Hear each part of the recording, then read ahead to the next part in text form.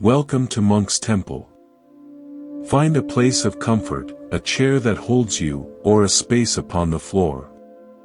Let the sounds around you soften, and let the sounds within you settle. Tonight, we are not learning, but remembering. We are returning to a truth about strength that has been whispered for millennia, a truth that understands compassion not as a constant, gentle rain, but as the wise climate that knows when to nourish with a drizzle and when to clear the air with a firm, cleansing wind. We explore a teaching from the heart of Buddhism, from the awakened one, the Buddha, that invites us to consider, what if true kindness sometimes asks us to not be soft? Let us begin with a story, one from the imagined archives of this temple. There was once a vast and beautiful lake, nestled high in the mountains. Its water was so still, so perfectly clear, it acted as a flawless mirror for the sky. The people of the nearby village cherished it. They had a rule, passed down for generations. Do not disturb the lake. They believed its perfection, its serene gentleness, was its highest virtue. They would whisper around its shores, gently skim away any fallen leaf, and punish anyone who tossed a pebble. The lake was a monument to undisturbed calm. But over time, a strange thing happened. The water, though clear, began to taste stale. No life stirred within it. The reeds at its edges grew brittle. The very thing they protected, its pristine, gentle state, was causing it to become lifeless. One day, a great storm, reluctant to disturb the famous mirror, split itself in two to pass around the lake. The drought that followed was severe. The village's other water sources dried up, but the lake, deep and full, could not be touched. Its placid surface was a prison. A child, parched with thirst, finally picked up a stone and threw it into the center of the lake. The village gasped. The mirror was shattered. Circles radiated outward, disrupting the perfect reflection. But as the ripples traveled, they stirred the deep, stagnant water, bringing long-trapped nutrients to the surface. As the water churned, it began to aerate. By the next morning, the lake did not look as perfectly calm. But its water was fresh. Insects skated on its surface. Fish began to be seen in its depths. The disturbance had not harmed it, it had returned it to life. The villagers drank, and the water was sweet. We are often like the guardians of that lake, believing that to be good, to be kind, we must maintain a perfect, undisturbed calm in all our relationships. We fear the ripples of a firm no, the stone of a boundary, the necessary storm of an honest conversation. We confuse gentleness with goodness. But the wisdom of the Buddha teaches us that life requires circulation. Compassion requires movement. A love that is so gentle it becomes stagnant is not love at all, it is a beautiful prison. The Buddha's path is about awakening life, not preserving a perfect, lifeless image. This path is rooted in a radical honesty. Before we can understand not being gentle, we must understand why we cling to a fragile, excessive softness. The Buddha's second noble truth points directly to the cause, tanha, thirst, craving, attachment. We are attached to comfort. We crave the approval of others. We are thirsty for the identity of being the nice one, the peacemaker, the endlessly patient soul. This attachment is a subtle but powerful chain. We say yes when our soul whispers no, because we are attached to avoiding the flinch in another's eyes, the sigh of disappointment, the label of being difficult.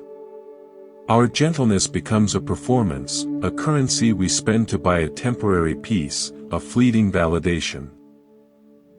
But the cost is our own authenticity, our own energy, our own spiritual integrity. We are, as the Buddha diagnosed, creating suffering for ourselves through this very craving for a conflict-free existence. To unwind this, we must cultivate right view. This is the foundational wisdom of Buddhism. It is seeing the world through the lens of cause and effect, of interconnectedness. Right view understands that your gentle yes to a demand that drains you is not an isolated act. It is a cause. Its effects ripple into your burnout, your resentment, and it teaches the other person that their draining behavior is acceptable. It is a disservice to the intricate web of life you both inhabit. Right view looks at the difficult person and sees not a monster to be placated, but a being caught in their own web of craving, a web your perpetual gentleness may be reinforcing. It sees a system, not just an incident. From this clear seeing arises right intention. In the quiet of your heart, you set your compass.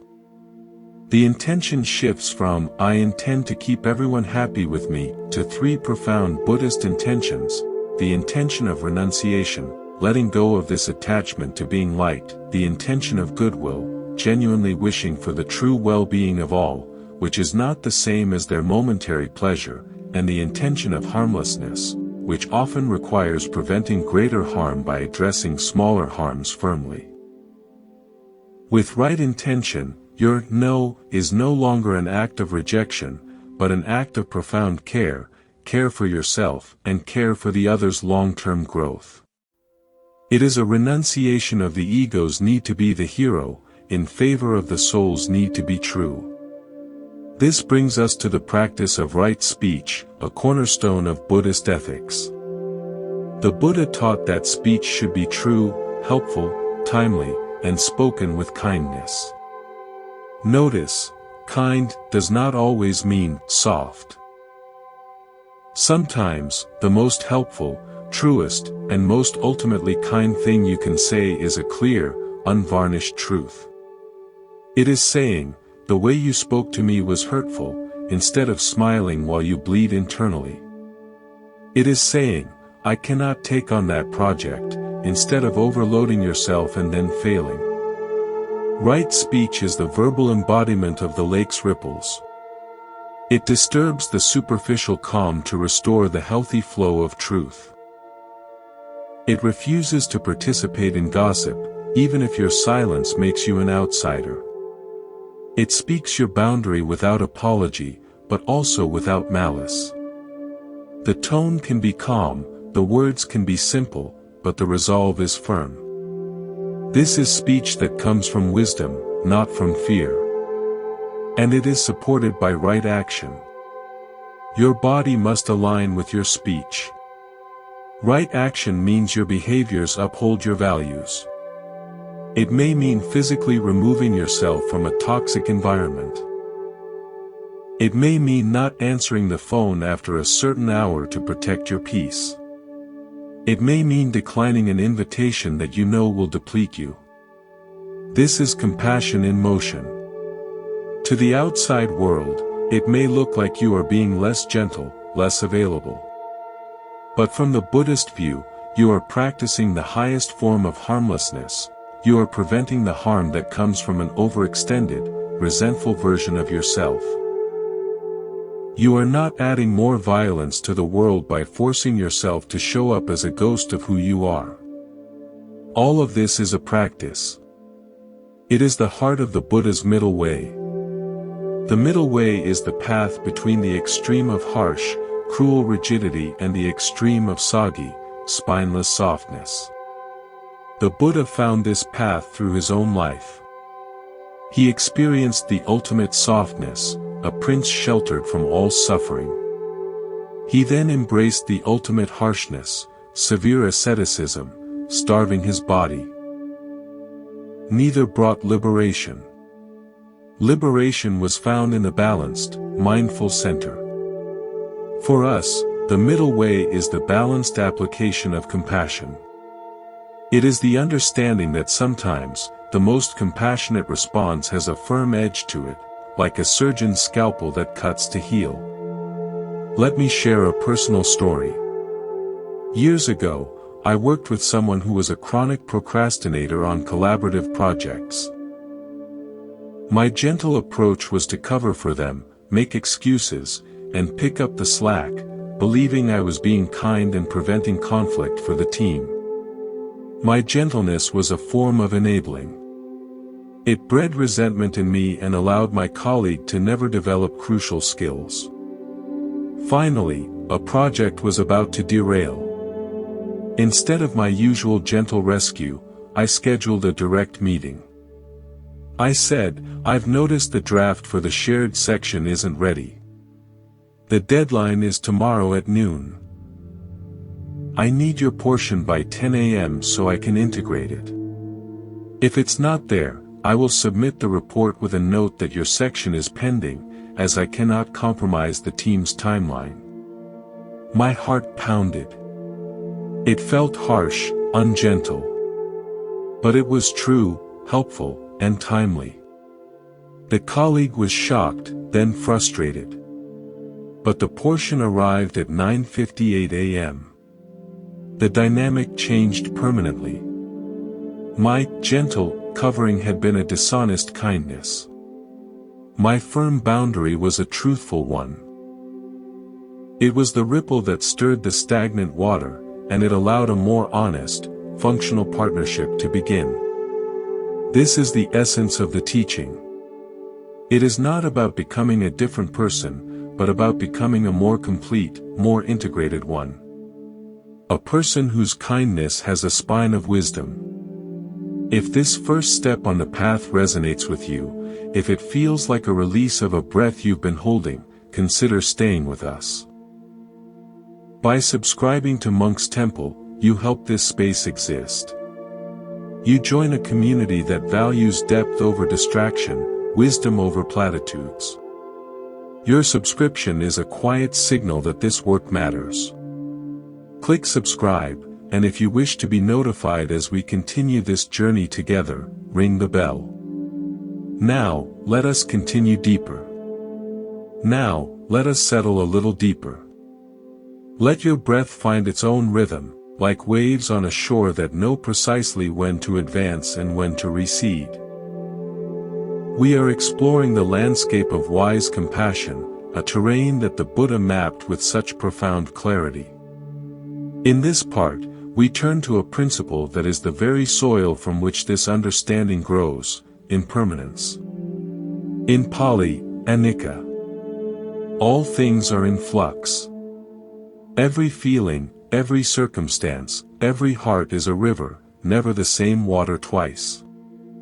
This truth, when embraced, frees us from the tyranny of a fixed idea, the idea that we must always be the gentle one.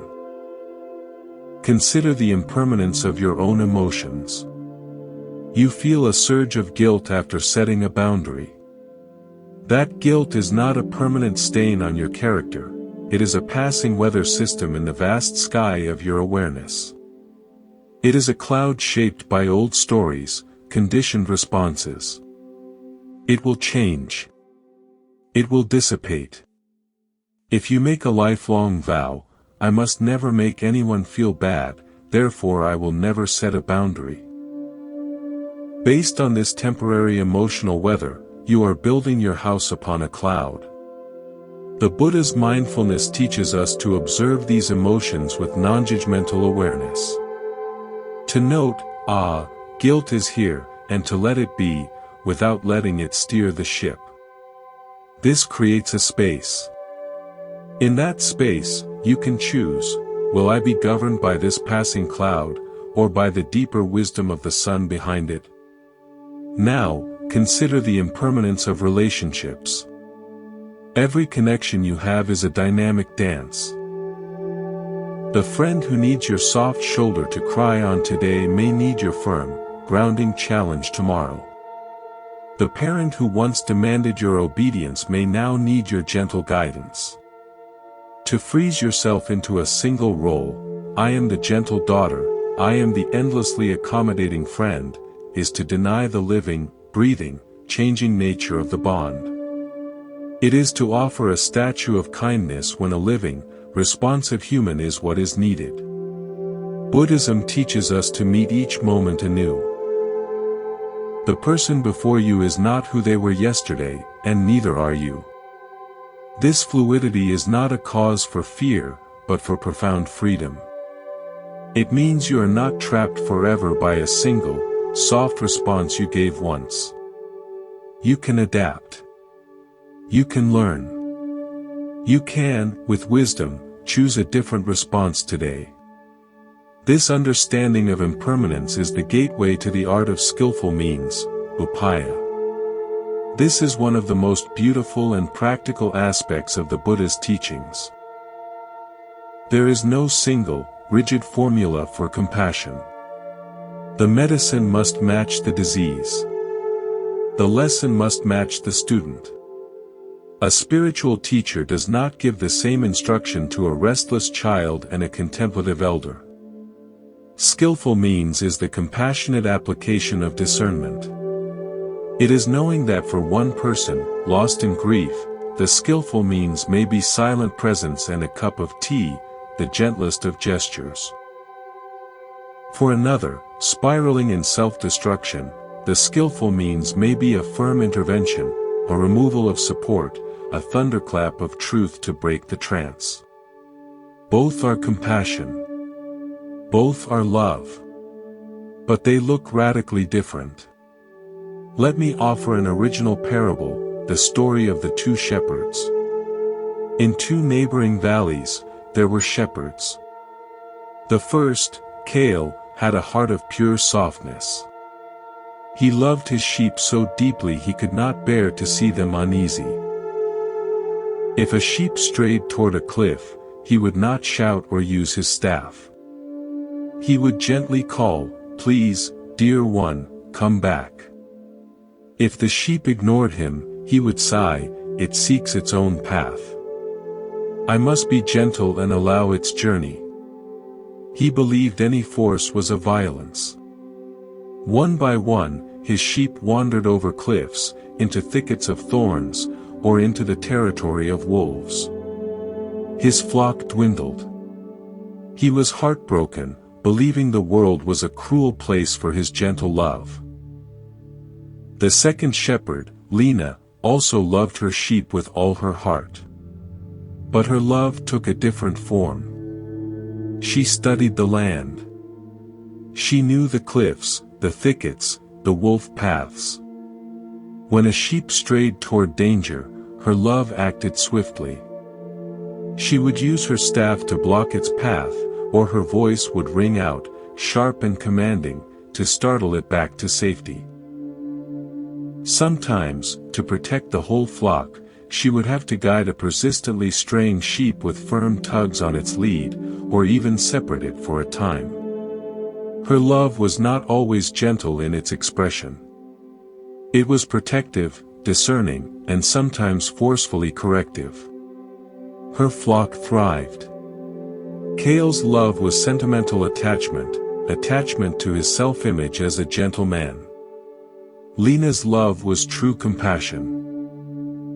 A deep desire for the well-being of her flock, employing whatever skillful means were necessary to ensure it. The Buddha's path asks us to be like Lena. To know the terrain of human suffering, the cliffs of addiction, the thickets of deceit, the wolves of harmful relationships, and to have the courage to use our voice, our staff of boundary, not out of anger, but out of a fierce, protective love. This is the compassion that guards the heart, your own and others. This protective love requires us to understand a central, and often misunderstood, Buddhist concept, karma. Karma is not fate or punishment. It is the immutable law of cause and effect. For every action, there is a corresponding result. When we are excessively, unwisely gentle, when we allow someone to treat us or others poorly without consequence, we are actively participating in their karma. We are helping to create the cause, their harmful action going unchecked.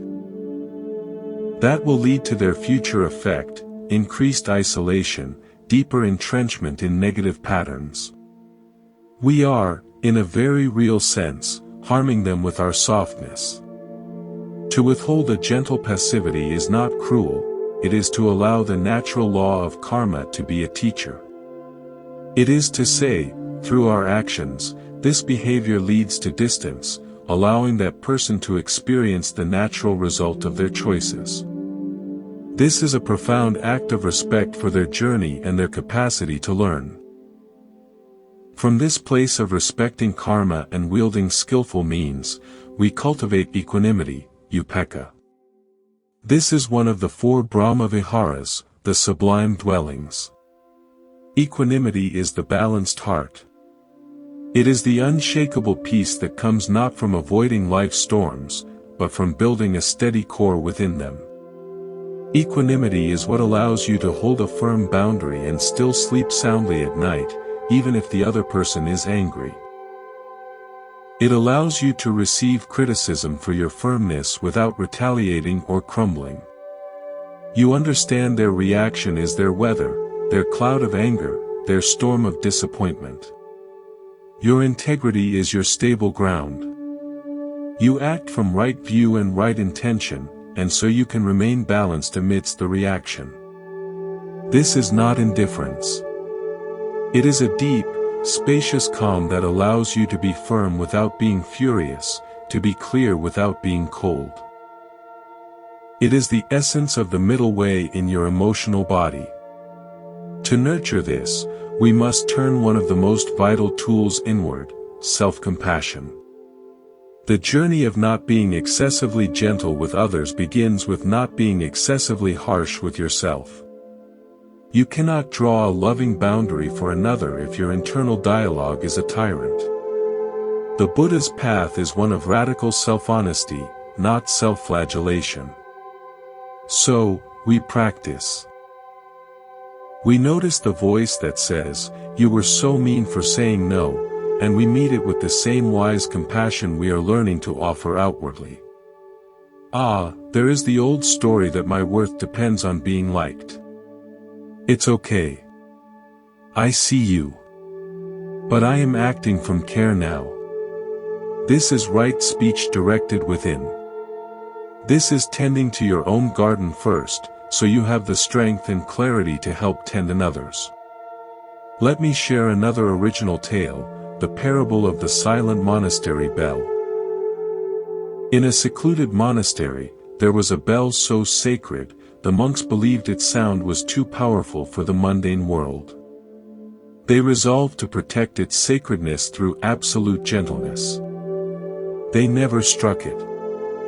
They built a beautiful shrine around it, polished it daily, and spoke of its potential in hushed, reverent tones. The bell's silence became a symbol of their piety. One winter, a devastating avalanche blocked the only pass to the monastery. Supplies ran low. A deep despair settled over the monks. They prayed before the silent bell. One elder, frail with age, looked at the bell and then at his starving brothers. A different prayer arose in him, not for gentleness, but for life. With a strength he did not know he had, he took the mallet and struck the bell. Boom! The sound, unheard for generations, was not gentle. It was a physical force, a wave of vibrant sound that shook the very snow from the trees.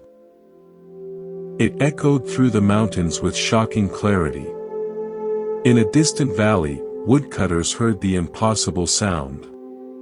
They knew the pass was blocked, but that bell could only mean one thing: life at the monastery was in peril. They organized a rescue party, forging a new path through the snow. The monks were saved. The bell's sacred purpose was not in its silent perfection, but in its voice. Its most compassionate service was its loud, clear, and decidedly ungentle alarm. Our own voice, our no, our truth, can be that bell.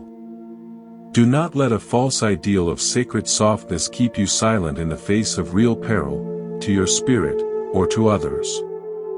This is the path. It is a path of courage, fueled by wisdom and wrapped in genuine care.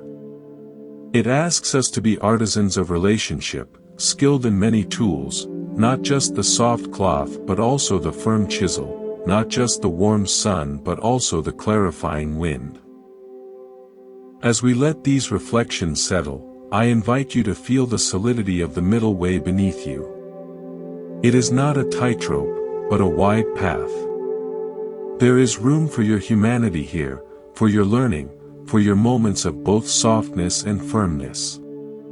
The goal is not perfection, but awareness, not a rigid rule, but a responsive, compassionate wisdom. We will continue with more stories and deeper layers of this teaching in the next part.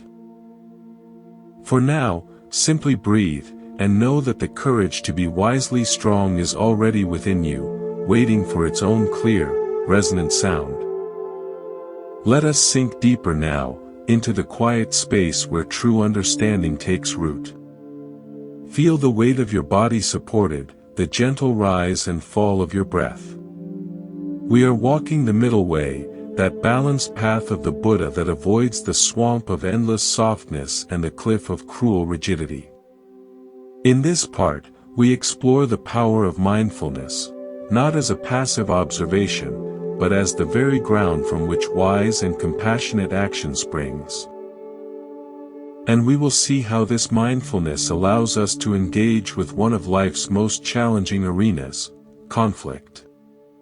The Buddha taught mindfulness, sati, as the keystone of the path. It is the clear, non-judgmental awareness of what is happening, right now, in our body, our feelings, our mind. In the context of not being gentle with everyone, mindfulness is our anchor. It is the pause between the stimulus and our response. Let us say someone makes a demand that feels invasive. The old, habitual reaction might be a tight smile and a soft, yes, followed by a sinking feeling in the gut. Mindfulness invites us into the space before the smile. It allows us to feel the sensation in the gut, to notice the quickening of the breath, to observe the thought arising, if I say no, they'll be upset. We see all of this as events in our field of awareness, not as commands we must obey. In this sacred pause, wisdom has room to breathe. We can ask the questions born of right view: is saying yes truly helpful, or is it enabling? What is the true, kind action here? This pause is not a weakness, it is the source of our greatest strength. It is the moment we choose our action, rather than being run by our old conditioning. From this place of mindful awareness, our no can be calm, clear, and free of the defensive energy that comes from a reactive, resentful place. It becomes a simple statement of fact, an expression of our current reality: I do not have the capacity to take that on, or I am not comfortable with that plan. This is the firmness of a mountain, not the violence of a storm. Now, let us apply this to navigating conflict. The unwise approach to conflict is often one of two extremes: aggressive attack or passive avoidance. The middle way, guided by mindfulness, offers a third path: skillful engagement. The Buddha did not teach us to avoid all conflict in the name of gentleness. He taught us to engage with it wisely, to use it as a catalyst for understanding and growth. Avoiding conflict to maintain a superficial peace is often just a gentleness that allows wounds to fester in the dark. Skillful engagement means entering the conflict with the primary intention to understand, not to win. This involves right speech in its most potent form. We speak our truth, but we first cultivate deep listening. We try to understand the need or fear behind the other person's position. This does not mean we agree. It means we see the human being behind the opposing view. From that place, our own words can be firm yet open. I hear that this is very important to you. My perspective is different, and it is this. This is not a gentle capitulation. It is a firm stand taken from a place of connection, which makes it far more powerful and transformative than a stand taken from a place of isolation and attack. Let me share an original parable, the tale of the keeper of the springs.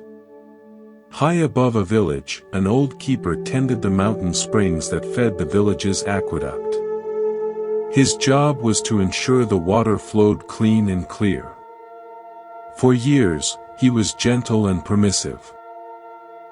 When villagers would hike up and divert small streams for their gardens, he'd smile and say nothing. When others tossed debris into the pools, he'd gently chide but not stop them. He wanted to be kind, to avoid being the bad guy. The water kept flowing, but gradually, it grew murky. Debris built up, slowing the current. The diversions left the main channel weak. One year, a drought came. The weakened, clogged stream could not supply the village. The people grew thirsty and angry. The old keeper, realizing his gentle permissiveness had led to this crisis, knew he had to act differently. He did not shout or blame. He simply began to act with firm, clear purpose. He removed the debris, blocked the unauthorized diversions, and cleaned the channels. People complained. They called him harsh, rigid, unkind. He listened to their complaints mindfully, felt the discomfort in his heart, but held to his right view: clean water for all required a clear, undiverted flow. He continued his work with steady, uncompromising hands. Soon, the water in the village spigots ran clear and strong again. The drought persisted, but the village had what it needed to survive. The keeper's initial gentleness had been a disservice. His later firmness, born from mindfulness of the greater need, was the true act of service. His conflict with the villagers was not a sign of failure, it was the necessary friction that restored the health of the whole system. Our boundaries, our refusal to allow our energy, time, or spirit to be diverted and cluttered, is the work of the keeper of the springs. The initial complaints are the friction of restoration. This work requires us to embrace another profound Buddhist principle: non-attachment to outcomes. We can act with right intention, speak with right speech, and set a boundary with mindful clarity, but we cannot control how the other person will react. They may be angry. They may leave. They may label us difficult. This is where equanimity meets the road. Our practice is to do the skillful, compassionate thing and then release our grip on the need for a specific, gentle result. We are attached to the action, not to the fruit of the action. This is incredibly freeing. It means our worth is not tied to whether our boundary is received with gratitude. Our worth is inherent in our courageous, mindful presence. From this place of non-attachment, we can practice forgiveness, both of others and of ourselves. Perhaps you have been excessively gentle for years, enabling patterns that caused harm. There may be regret. Mindfulness allows us to hold that regret with compassion, to see the causes and conditions that led to that behavior, our own craving for approval, our fear, our misunderstanding of what love required. We forgive ourselves as we would a student who misunderstood a lesson. And we may need to forgive others for the harm their actions caused, not to excuse them, but to free ourselves from the prison of resentment. Forgiveness is not a gentle pardon, it is sometimes a fierce act of self-liberation, a burning of the old contracts that bound you to a painful past. Let me offer another story from the lantern-lit halls of Monk's Temple. This is the legend of the two bridges, revisited. Two villages were separated by a deep, wild river. The first bridge builder, Eris, was a poet. He believed a crossing should be a beautiful, gentle experience. He built a bridge of woven flowers and supple vines. It was gorgeous, fragrant, and swayed softly in the breeze. People loved its beauty. But when they stepped onto it, the vines stretched, the flowers crushed, and the bridge sagged dangerously into the raging current. Many turned back in fear. Those who pressed on often fell through. Eris was heartbroken. "The world is too harsh for my beauty," he wept. The second builder, Kira, was a botanist and an engineer. She studied the river's flow, the strength of the rock on both banks, and the native plants. She did not build for beauty alone, but for resilience. She used strong, flexible roots from ancient trees for cables, and wove the deck from tough, reedy grasses. It was not obviously beautiful. It was stark, functional, and it moved with a firm, alive vibration. To cross it required attention and a bit of courage. It did not cushion the traveler from the reality of the river below. But it held. Every single person who trusted its strength reached the other side, their feet firmly planted on solid ground. Eris's bridge was built from an idea of gentleness, a desire to make the crossing effortless and pleasant. It failed because it denied the true nature of the river. Kira's bridge was built from compassion. A deep understanding of the river's power and the traveler's need for safe passage. It succeeded because it worked with reality, not against it. Our interactions are these bridges. Are we offering woven flowers that cannot hold weight, believing we are being kind? Or are we offering a strong, resilient path that can carry someone through the turbulent waters of their own life, even if the journey requires them to be awake and courageous? The latter is the bridge of wise compassion. As we continue to reflect, feel the strength of this path. It does not ask you to become hard. It asks you to become real.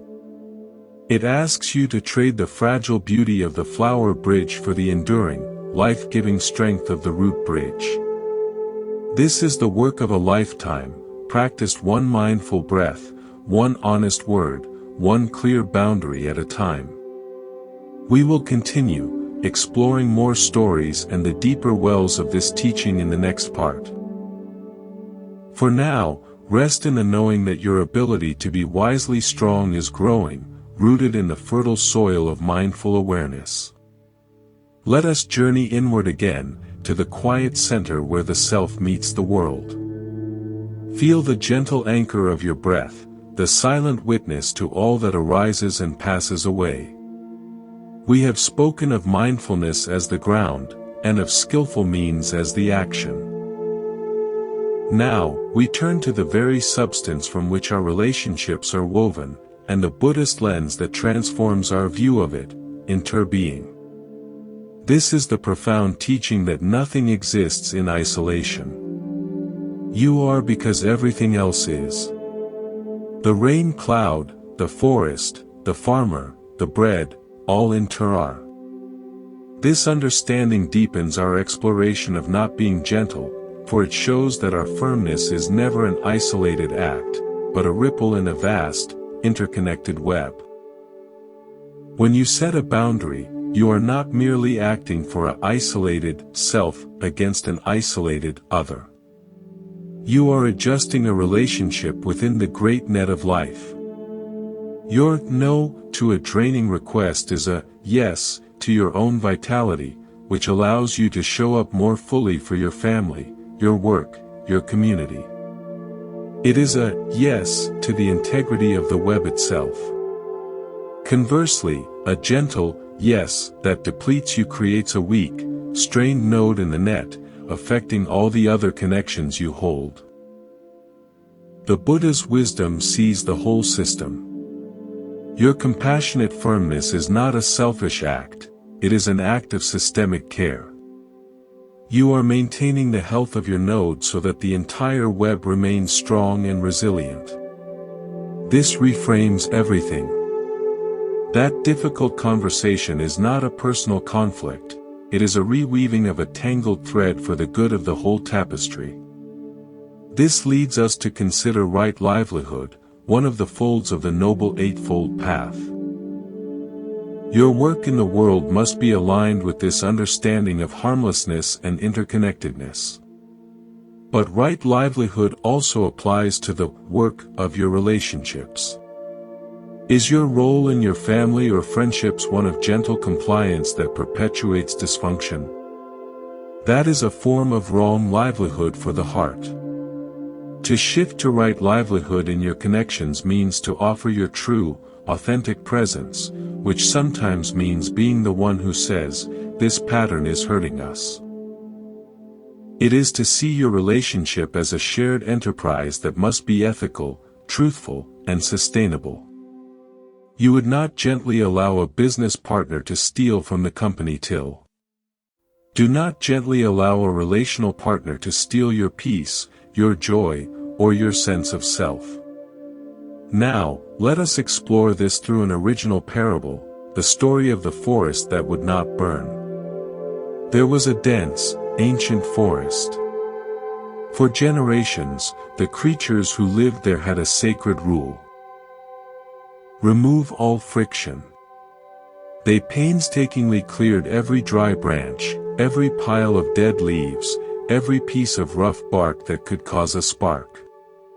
They believed absolute gentleness to the forest, keeping it smooth, clean, and frictionless, was the only way to protect it. The forest became incredibly tidy, and also incredibly dense with young, sap-filled trees and thick undergrowth. One summer, a lightning storm passed over. A single bolt struck. In the frictionless, but now overgrown and resinous forest, the fire did not start as a small, cleansing flame. With no small, dry debris to burn in a controlled way, the fire found the dense, living tinder and exploded into an uncontrollable inferno. The very gentleness that sought to prevent any fire had created the conditions for a catastrophic one. In nature, small, periodic fires are essential. They clear dead wood, release seeds, and renew the soil. The forest creatures, in their misguided gentleness, had prevented the necessary, small conflicts, the friction that clears relational deadwood. In our lives, by avoiding all friction, the difficult talk, the expressed hurt, the firm stop, we allow emotional deadwood to pile up, resentments, unspoken truths, stifled needs. This creates a dense, volatile tinderbox. Then, when a lightning strike of a major crisis comes, the entire relationship explodes in a conflagration of pent-up anger and pain. Wise compassion understands the need for the occasional controlled burn. It is the courage to create the necessary, mindful friction now, to clear the deadwood of misunderstanding and hurt, to prevent a total blaze later. Your firm conversation is that small, cleansing fire. To light that fire skillfully, we need fearlessness, abhya, a quality the Buddha embodied. This is not the absence of fear, but the courage to act with wisdom despite the fear. The fear is the quaking in your hands as you reach for the match to start the controlled burn. It is the tightness in your chest before you speak your truth.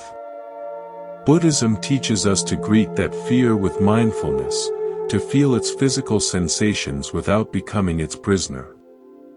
We acknowledge, fear is here.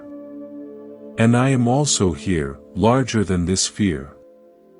This fearless heart is what allows a parent to set a firm curfew for a teenager who rages against it. It is what allows you to leave a relationship that is gentle on the surface but corrosive beneath. It is the fearless application of compassion, for the long-term good of all. This fearless heart is nourished by joy, mudita, another of the Brahma Viharas.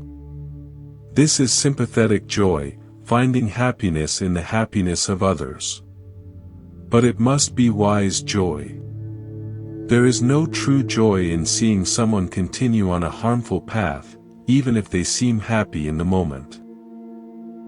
The genuine joy comes from seeing someone grow, learn, and become free from their own suffering, even if the growth process is difficult for them. We cultivate joy in our own growth, too, joy in our own increasing courage and authenticity. This joy becomes the fuel that makes the hard action sustainable. It reminds us that the path of integrity, though challenging, is also a path of deep, enduring happiness. Let me share a personal recollection. I once had a mentor who was exceptionally kind, but never gentle with empty praise. When I would bring him a piece of writing I was proud of, he would read it silently. He would not gently say, "Nice job." Instead, he would point to a specific paragraph and say, "This is strong. It has your voice." Then he would point to another. "This is weak. You're being clever here, not clear. Rewrite it." His feedback was direct, precise, and sometimes it stung. But it was rooted in a profound belief in my potential. His lack of gentle, generic encouragement was the highest form of respect. It said, "I see you as capable of excellence, so I will not patronize you with soft, false praise." That relationship taught me more about growth than any number of gentle, approving smiles ever could. It was a fearless, joyful investment in my better self. Now, let us hear another original tale from the monastic archives, the parable of the master weaver and the tangled thread. A young apprentice weaver was working on a vast, complex tapestry. One day, she noticed a single thread had gone astray deep within the pattern, creating a small, tangled knot. Fearing the master's disapproval and not wanting to disturb the beautiful work around it, she gently worked around the knot. She pretended not to see it, weaving over and around it, leaving it buried but intact. As she continued, that one tangled thread began to pull other threads out of alignment. The pattern started to distort. Still, she was gentle, making small adjustments elsewhere, hoping to compensate. The distortion grew, spreading across the loom. Finally, the master weaver saw it. She did not gently scold the apprentice.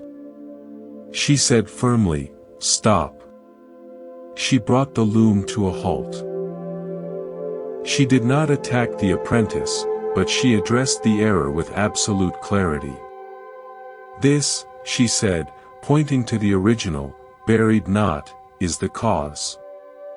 Your gentleness to this error has damaged the whole piece." Then, with infinite patience and precise, firm hands, she began the painstaking work of unpicking the weave back to the original knot. It took hours. It looked like destruction. But when the knot was finally exposed, she deftly untangled it and rethreaded it correctly. Only then did the weaving resume. The tapestry was saved, but only through the willingness to stop, to look directly at the problem, and to apply a firm, corrective action at the root. We are the weavers of our lives. The tangled thread might be an unresolved hurt with a partner, a dishonest habit in a friendship, a toxic pattern in our family. Our instinct is often to be gentle with it, to weave around it, to ignore it, to hope it won't matter. But that gentle avoidance guarantees the distortion will spread. Wise compassion is the master's firm stop. It is the courageous, patient, and sometimes painstaking work of tracing the distortion back to its source and addressing it directly, even if it means unpicking some beautiful-looking work that was built on a hidden flaw. This is the deep, structural love that heals. As we breathe into these teachings, feel the strength of the interconnecting web that holds you. Your firmness, your clear seeing, your willingness to create necessary friction, these are not disruptions to peace. They are the very acts of weaving a stronger, more beautiful, and more authentic tapestry of connection. We will continue with more insights and stories in the next part. For now, rest in the knowledge that you are both the weaver and a vital thread in the great tapestry. Your integrity matters to the whole. Now, let us settle into a deeper layer of stillness, like a leaf coming to rest on a forest pool. We have spoken of systems, of webs, of tapestries. Now, we turn to the most intimate landscape, the relationship with the one who is both the weaver and the thread, the self. The Buddha's path is, at its core, a path of self-understanding. To master the art of not being gentle with everyone, we must first master the art of not being gently deluded with ourselves. This brings us to two luminous companions on the path, self-compassion and discernment, prajna. They are the two wings of the bird, and both are essential for flight. Let us first untangle a great misunderstanding. Self-compassion in the Buddhist sense is not self-indulgence. It is not the gentle permission to stay small, comfortable, and unchallenged. That is spiritual laziness in a kind disguise. True self-compassion, as taught by the Buddha, is the courageous commitment to end your own suffering. It is the fierce, loving determination to uproot the causes of your pain. Sometimes, the most compassionate thing you can do for yourself is to stop gently allowing your own negative patterns. To say to yourself with firm kindness, this story you keep telling yourself that you are not enough, it is a lie. And I will no longer gently host it in the house of my mind. This is the work of right effort. It is the effort to abandon unwholesome states, not with self-hatred, but with the clear, firm intention of a gardener removing a weed to protect the flower. This is where discernment, wisdom, prajna, becomes your inner guide. Discernment is the sword that cuts through illusion. It is the ability to look at your own behavior and ask, is this action, this gentle yes, coming from a place of love and wisdom, or from a place of fear and old conditioning? Discernment does not judge you, it illuminates you. It is the light you shine into the corners of your own heart. With discernment, you can see the difference between being compassionate and being complicit, with others, and most importantly, with yourself. You see when you are gently enabling your own procrastination, your own excuses, your own settling for less than your spirit deserves. I will share an original parable, the tale of the mirror and the lantern, which we glimpsed before. Let us explore it fully. In a town shrouded in frequent fog, there were two prized objects. The first was a magnificent mirror, polished to perfection. It was utterly gentle and accommodating. It reflected whatever was placed before it with flawless accuracy. If someone stood before it in anger, it reflected an angry face. In sorrow, a sorrowful face. It added nothing of its own. It never challenged, never disagreed. The townspeople found it deeply empathetic. "It understands me," they would say. The second was a sturdy lantern. It held a flame within a glass shield. It did not reflect the outside world. It cast its own light in a steady, golden beam. Sometimes, its light would fall on things people wished to keep hidden in the fog, a patch of uneven ground, a forgotten wound, a path they were afraid to take. The lantern was not always popular. Its light could feel intrusive, harsh compared to the mirror's agreeable reflections. One night, an unusually thick fog enveloped the town, a fog so dense people could not see their own hands. Panic arose. In the darkness, the mirror was useless. It had nothing to reflect but the uniform gray of the fog. It offered no guidance. But the lantern, when lit, pierced the gloom. Its beam, though not wide, was unwavering. People could follow it to find their doorsteps, to gather with loved ones, to avoid pitfalls. In that crisis, the mirror's gentle reflection was meaningless. The lantern's firm, inner light was salvation. Our unwise gentleness is often like the mirror. We reflect the moods, expectations, and demands of others. We accommodate, we agree, we soften our edges to match theirs. We call this empathy, but it is often a loss of self. It has no inner light. Wise compassion is the lantern. It is rooted in your own inner wisdom, the flame of understanding nurtured by meditation and study. It projects that light outward. It does not just reflect another's reality, it offers clarity. It says, "I see your anger, and I also see the pain beneath it. I hear your demand, and I also see my own limits." This light is not always gentle. It can be startling. But it is what guides you and others through the fog of confusion, projection, and suffering. To be a lantern, you must tend your inner flame diligently, and you must have the courage to shine it. This inner work requires us to face a powerful force, the inner critic. This is the voice of harshness, the opposite extreme of gentle enabling. The critic is not discernment. Discernment is clear, calm, and factual. The critic is emotional, punishing, and personal.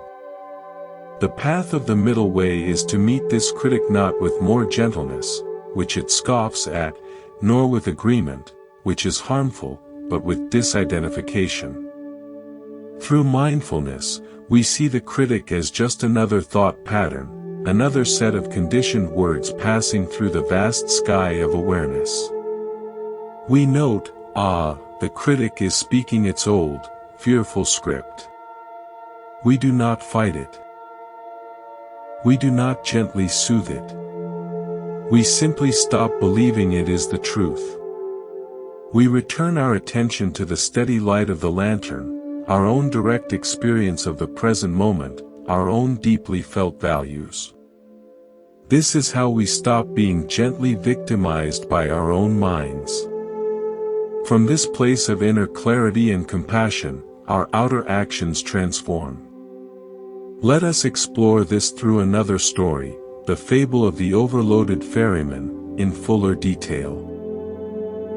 A kind ferryman piloted a small boat across a wide river. His heart was soft, and his rule was simple: never turn anyone away. If a passenger was rude, he absorbed the insult with a gentle smile. If they brought excessive, heavy baggage, he strained to make room, even if it meant the boat rode perilously low in the water. He believed his gentleness was a sacred duty. One afternoon, a wise monk approached the crowded, sagging boat. The ferryman, sweating with effort, gestured for him to board. The monk paused. He looked at the strained faces of the passengers, the water lapping near the gunwales, the ferryman's exhausted eyes. "Ferryman," the monk said quietly, "your boat will sink." The gentle ferryman replied, "But I cannot be harsh.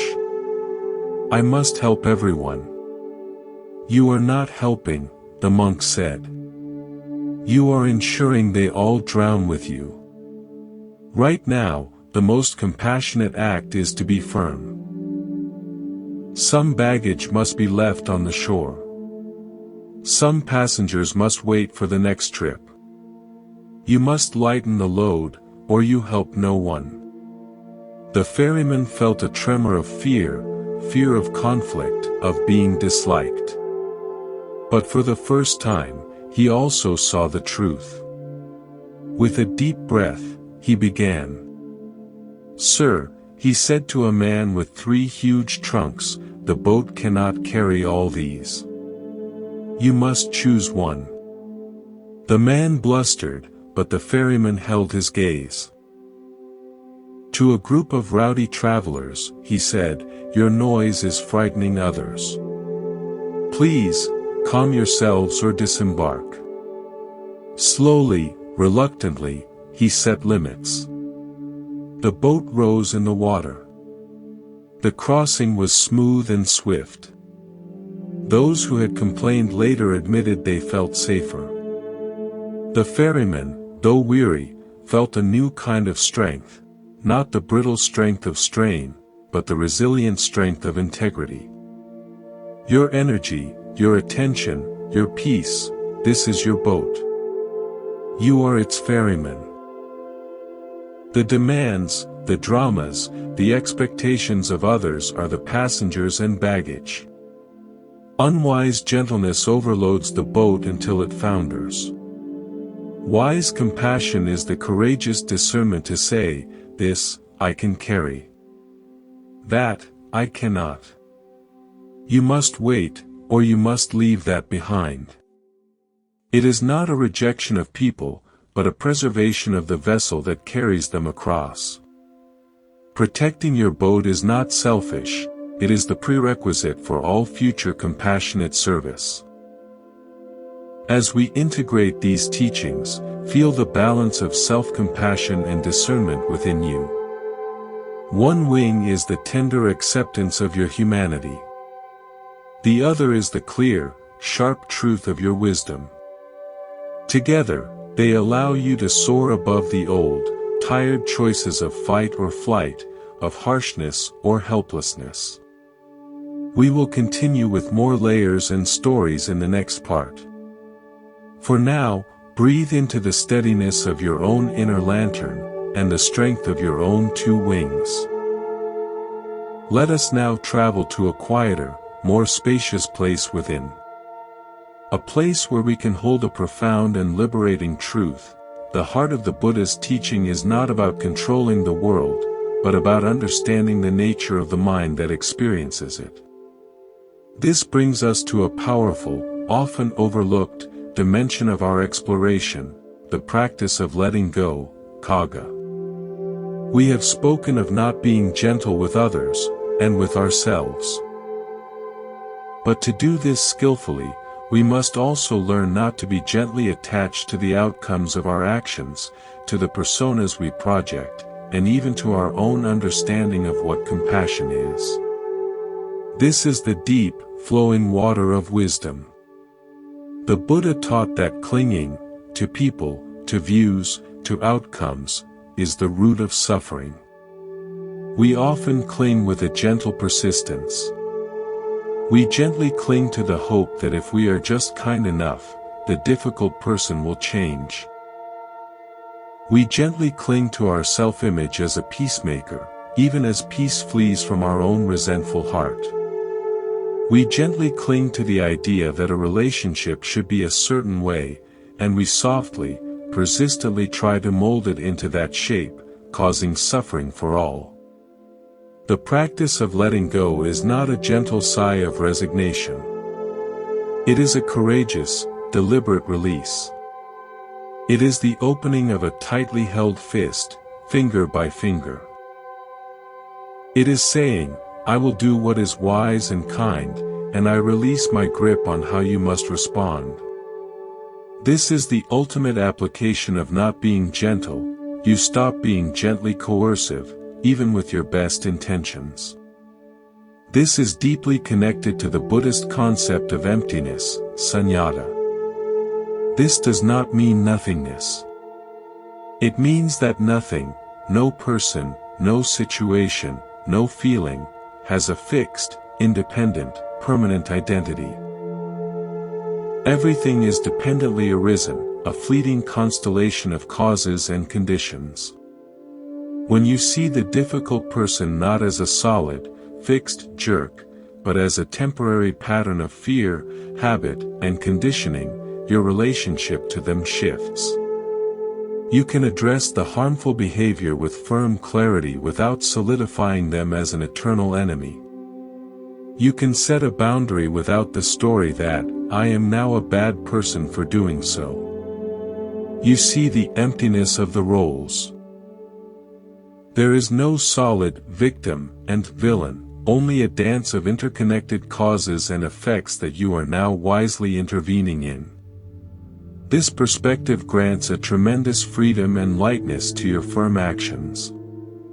Now, let us explore this through an original story, the parable of the sculptor and the UNC carved block.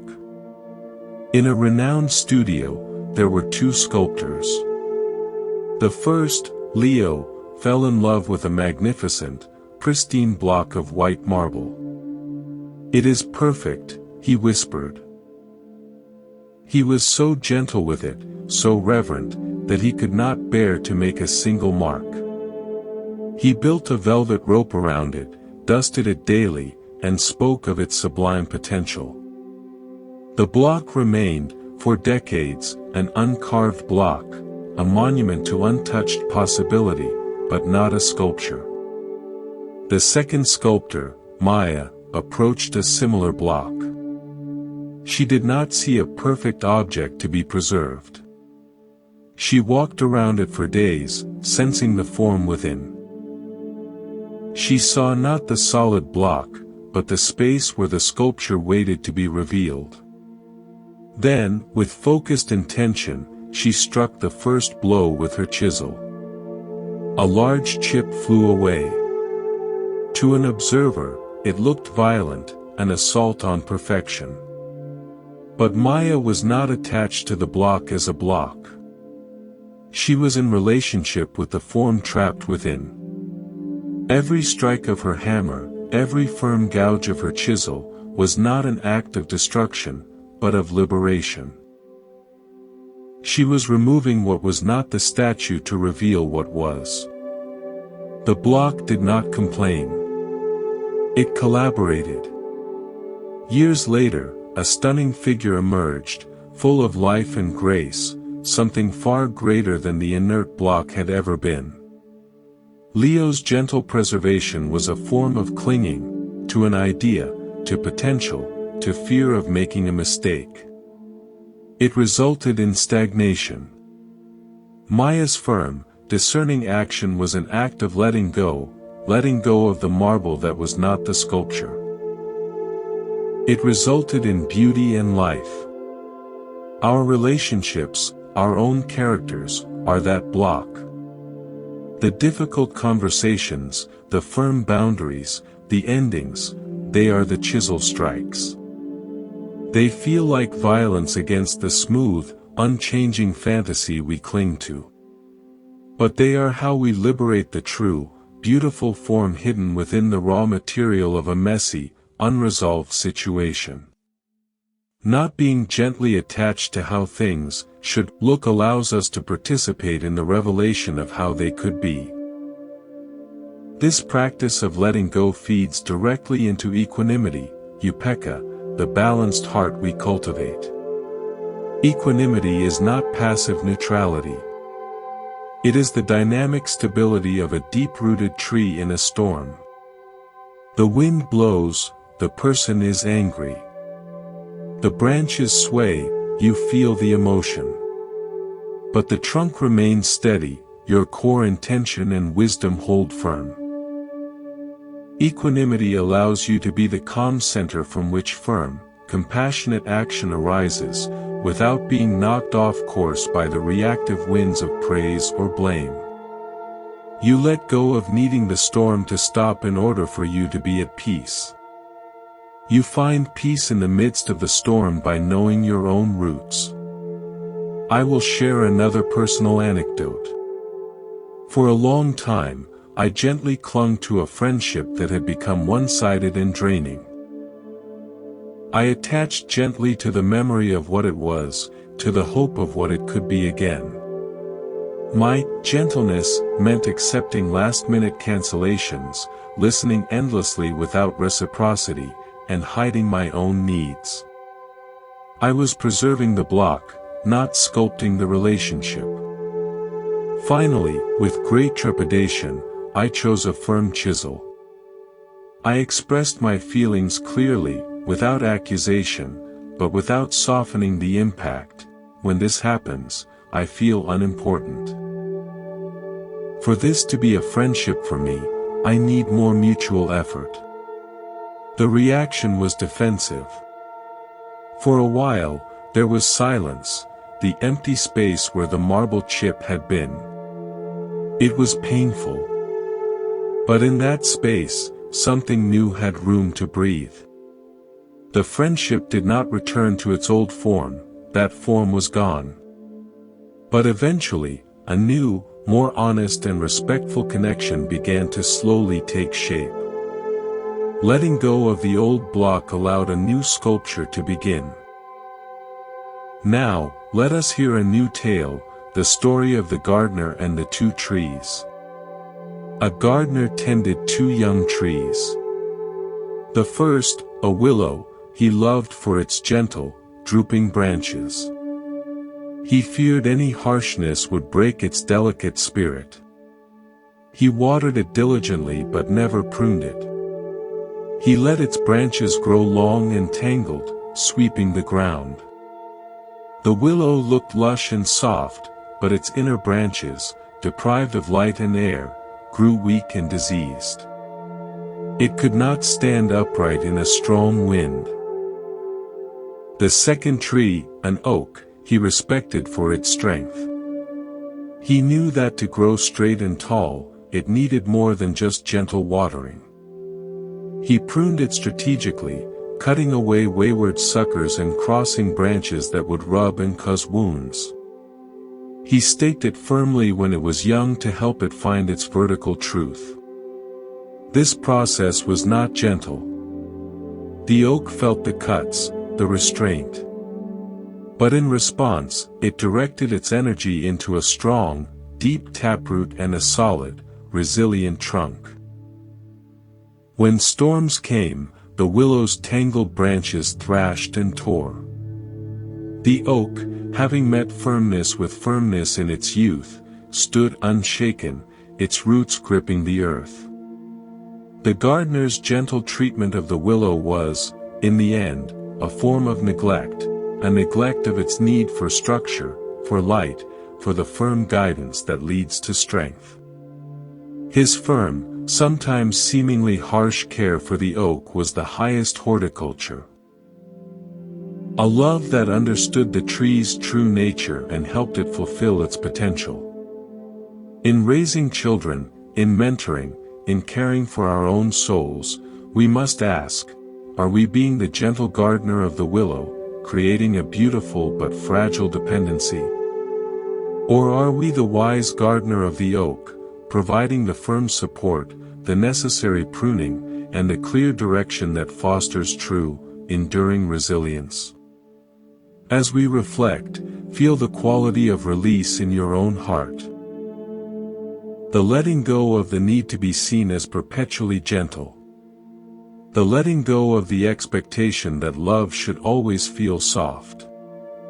The letting go into the trust that true compassion, even when it wears the face of firmness, is aligned with the deepest laws of life and growth. We will continue, weaving the final threads of this teaching, in the next part. For now, rest in the open hand of letting go, and the solid strength of the trunk that remains.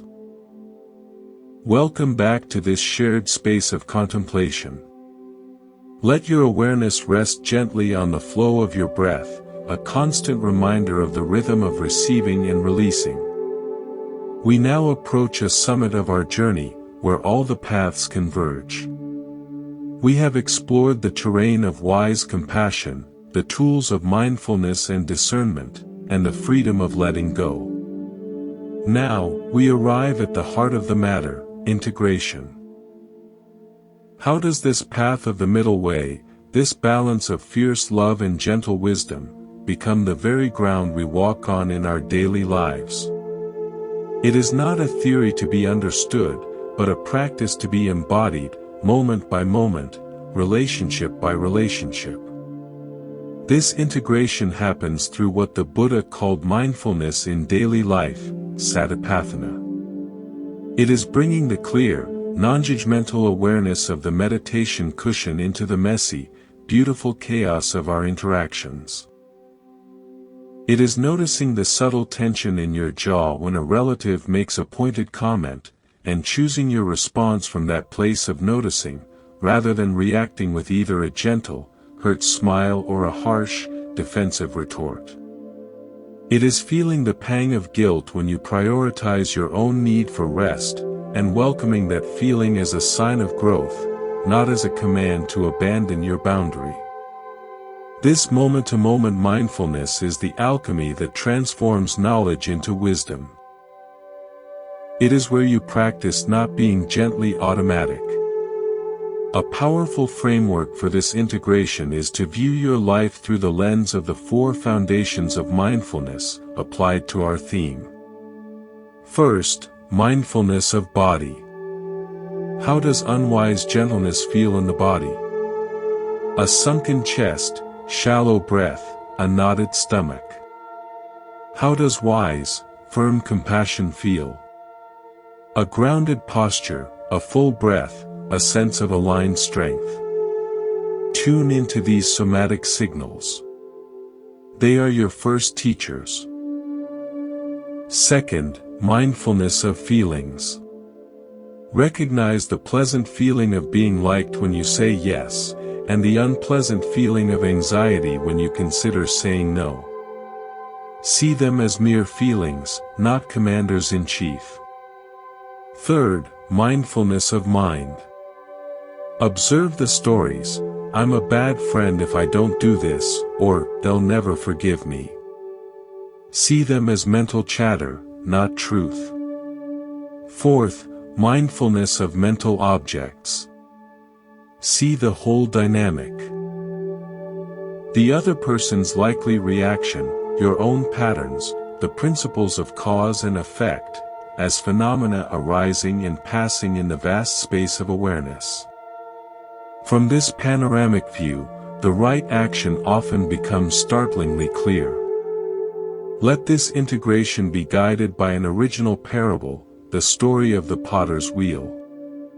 A student potter was learning to center clay on the spinning wheel. Her teacher instructed, "Your hands must be both firm and sensitive.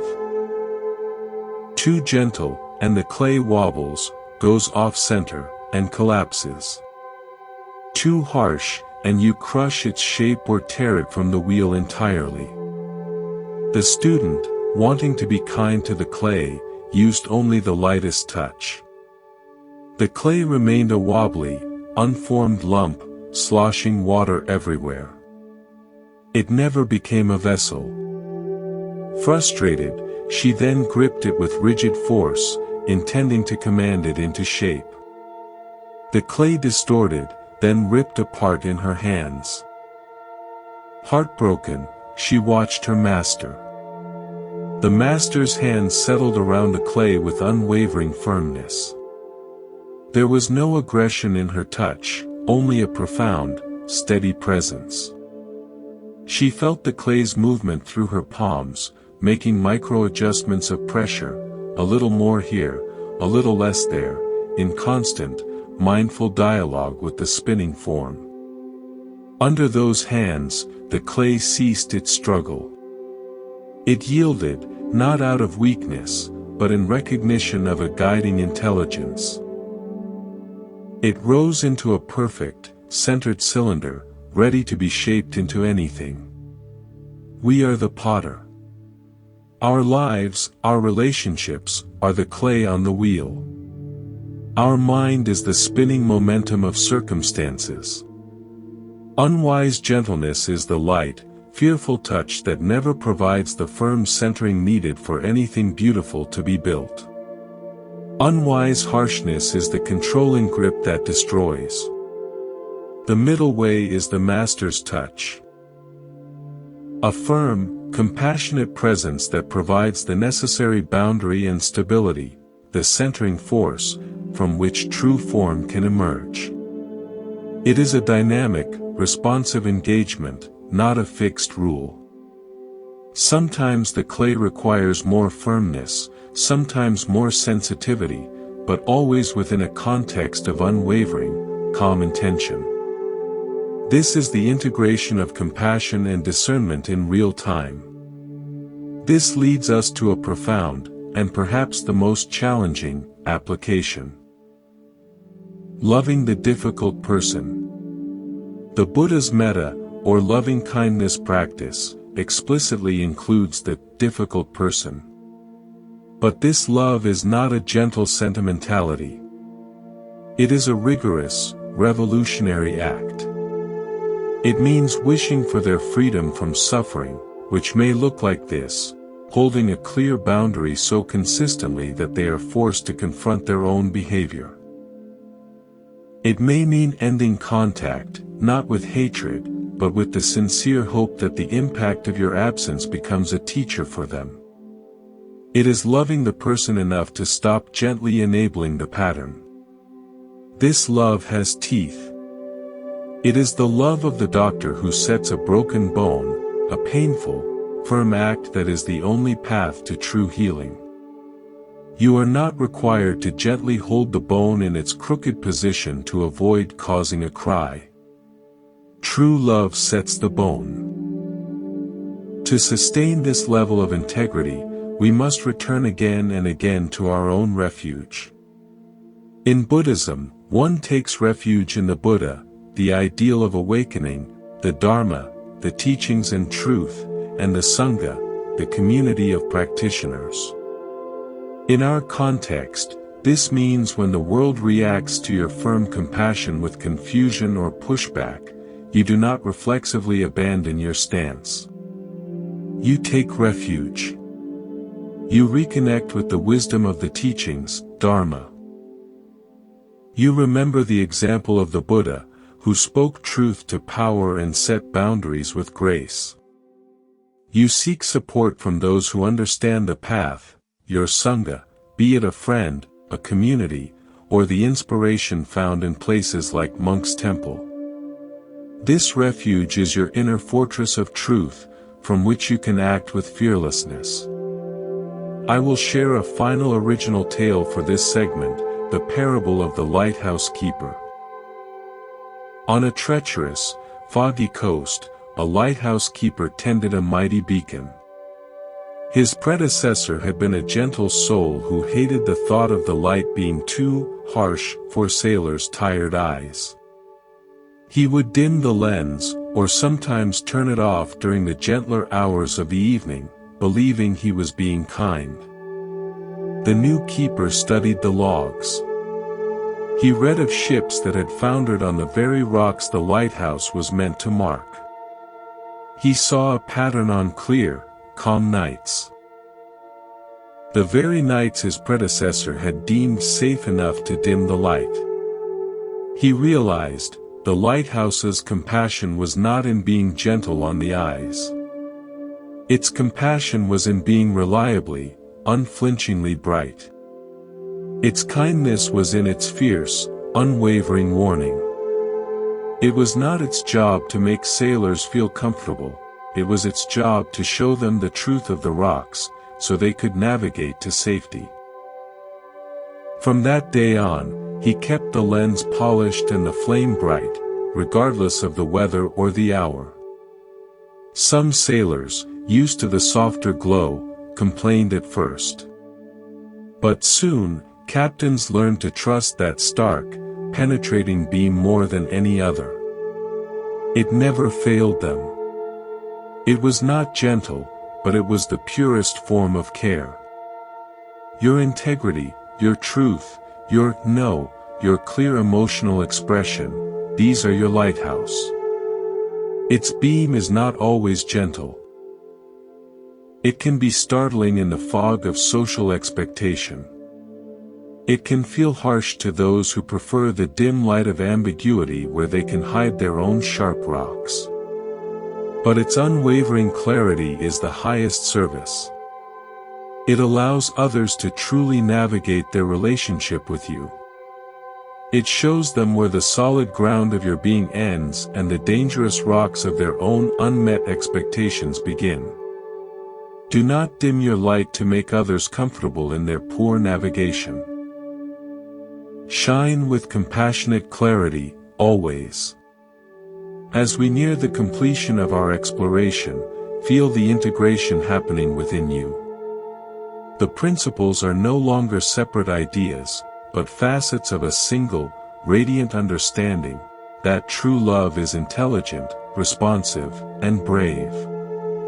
It knows when to soften and when to stand firm, and it has the wisdom to know the difference. We will gather our final reflections and bring this journey to a close in the next and last part. For now, rest as the potter with centered hands, as the keeper of the undimmed light. And so we arrive here, together, at the end of this contemplation and the beginning of your practice. Let us breathe one last time in this shared space, absorbing the quiet strength we have gathered. The journey of not being gentle with everyone is, in its essence, a journey home, to your own unshakable center, to the balanced heart of the Buddha's middle way.